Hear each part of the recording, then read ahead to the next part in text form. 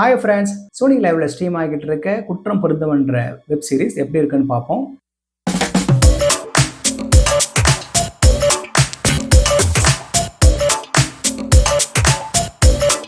இது மொத்தம் 7 எபிசோட்ஸா ஒவ்வொன்றும் ஆவரேஜா 40 நிமிஷம் இருக்கிற சீரிஸ். இதுல பசுபதி, விதார்த், லக்ஷ்மி பிரியா மெயின் லீடா நடிச்சிருக்காங்க.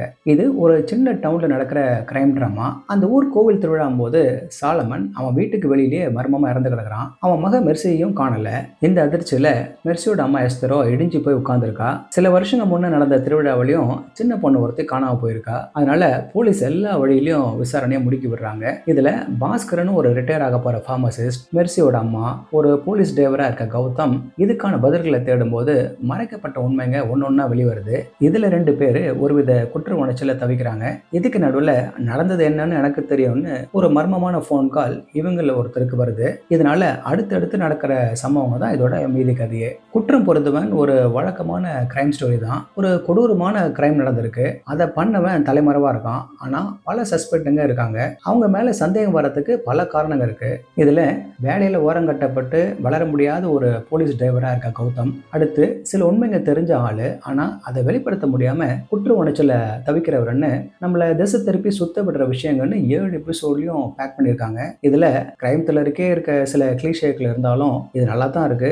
முக்கியமா சில சிச்சுவேஷன்ஸ் ஏற்படுத்தி அதை ஒவ்வொரு கேரக்டரும் கடந்து போற மாதிரி வச்சிருக்கிறதும் சுவாரஸ்யமா இருக்கு. நமக்கு தான் நம்ம எவ்வளவு கெட்டவங்கன்னு தெரியுன்ற லைன் இந்த கில்ட் ஃபீலிங் எப்படி ஒரு தப்பு செஞ்ச மனுஷன் அமுத்துதுன்னு நுணுக்கமா வெளிப்படுத்தியிருக்கார் இதோட டைரக்டர் செல்வமணி முனியப்பன். இதெல்லாம் இருந்தும் குறைபாடுகள் எல்லாம் இல்ல. முதல்ல இந்த மைய ஸ்டோரி லைன் நாம நிறைய இந்த மாதிரி கதையை கிராஸ் பண்ணி வந்திருக்கோம். ஸோ புதுசு எதுவும் இல்லை. ஆனா இவங்க அந்த மைய கருவை வச்சுக்கிட்டு மோசமா பிக்சரைசேஷன் பண்ணலன்னு வேணா சொல்லிக்கலாம். அதே போல திடீர்னு கில்லரோட ஐடென்டிட்டியை ரிவீல் பண்றது கூடவே அதுக்கான ரீசனை சொல்றது சரியா படல. என்ன பொறுத்தவரை அப்ப வர ட்விஸ்டும் ஃபோர்ஸ்டான விஷயம் தான். இறந்த சாலமனோட பிரதர் விஷயம் நம்மள மிஸ்லீட் பண்றதுக்காகவே எழுத்தது சரியான டைம் வேஸ்ட்.